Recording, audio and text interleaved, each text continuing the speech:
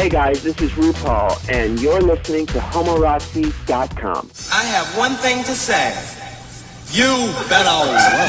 Hey guys, let's do it. This is Tommy from Homorazzi, and I am here with the amazing, legendary RuPaul. We're going to talk about Season 3 of RuPaul's Drag Race. The first question is, between the first two seasons, the first season especially, you had some really outrageous queens and stuff like that, Nina Flowers, Angina. And in the second season, you went a little bit more fishy. Was that to appeal more to the mainstream audience, to get them to like the show more? No. It really has more to do with who's out there. People think that there are all these queens, and yeah, there are a lot of queens, but there aren't a lot of showgirls, girls who could compete on the same level, who are showgirls who work in clubs. We want girls who are working in clubs, who know their business, because the challenges are based on my own career, Right. So we're looking for girls who can do it all, and someone who's just has a pussycat wig and a pair of high heels is not going to be able to do it all. Mm-hmm. So we wish there were more to choose from. The girls we wind up with are the girls who are out there who are the best. You essentially have the final say as to who wins the contest, correct? Yeah, but there are challenges that they have to get past before they get to the place where they can do it. I mean, if you're not good in a challenge, you're going to end up in the bottom two, and if you're in the bottom two and you don't lip sync well, you're out. Absolutely. Now, in the first two seasons, we saw that the audience favorite, Miss Congeniality, wasn't the same as the winners. Did you ever kind of second guess your decision as to who won the seasons? Oh no. The person who wins, who's won, was the one who was supposed to win. Did you ever regret sending anyone home too early, before their time? I regret sending them all home. That's a PC answer. No. The truth is, I pick each of those girls, and I fall in love with them before I even meet them. So, I see their audition, I see who they are, and I see how they fit into the ensemble. Because at the end of the day, the kids are cast to be an ensemble. A lot of times, we don't want one girl sort of to portray the same genre of a girl.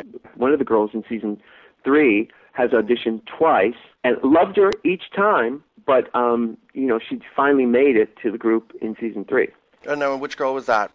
Alexis Mateo. Alexis Mateo, yes, we love her. Yeah, she's fabulous. Now, who was your biggest letdown out of the first two seasons? Was there ever really one kind of week where it was just you were really disappointed with what had happened?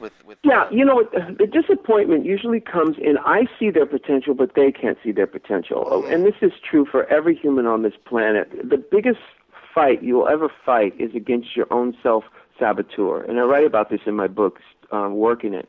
Yep. If you can learn how to overcome your own saboteur who lives inside, then you can really succeed. And if you don't, you wind up in the bottom two, and you have to lip sync for your life. Yes. Now, speaking of lip syncing for your life, something that I've noticed is Morgan famously said in Season 2 when she was going up against Sonique that this was a lip syncing competition and not a gymnastics competition, right?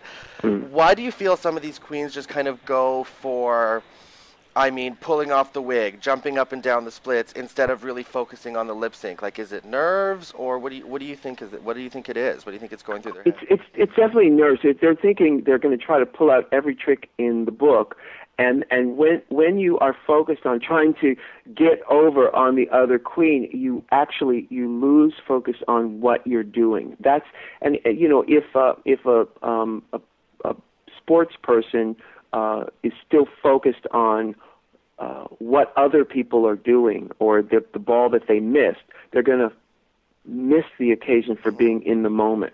I always say, once you pull that wig off, you've basically thrown in the towel. It's a bit of a cheap gimmick. Exactly. I heard that there was a little health scare with you this season. I read about it. No. No. Okay, no. So we're all good. Now, why the judges switch up? Because Tyrell from Homorazzi did an interview with Michelle, and we want to keep it fresh. We always want to keep it fresh. What can we expect from Season 3 this year? Well, the stakes are much higher. There's $75,000. I thought I'd never say this, but actually the level of skill of these queens in Season 3 is actually much higher than it has ever been before.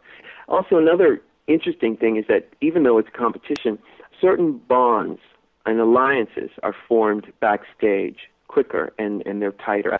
One of the questions that I really wanted to ask is, are you ever going to branch out to the Canadian market? Is this ever going to come up to Canada, this contest? I don't know. We'll see. You know, our culture has always been at odds with drag. You know, drag is sort of this love-hate thing with people, and I think it has more to do with the ego, and the ego is all wrapped up in identity. The ego takes its identity, the human ego takes its identity very seriously. But drag, on the other hand, takes identity as a joke. It doesn't take identity serious. It says, look, look, now I'm a brunette. Yeah. Look, now I'm a redhead. Now I'm a man. Now I'm a woman.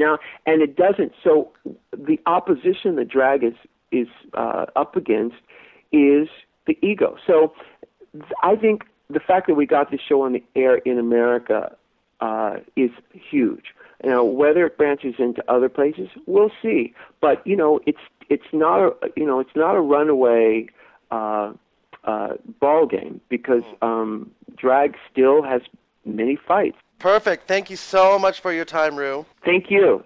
All right, and don't forget, everyone, to come down to the Helm, Vancouver, 1180 Howe Street every Monday night starting January 24th, where we're going to have the RuPaul's Drag Race viewing party. We got tons of giveaways, bunch of prizes, lots of games hosted by Siren and Robin Graves, and then every week it's just going to be fun with RuPaul's Drag Race.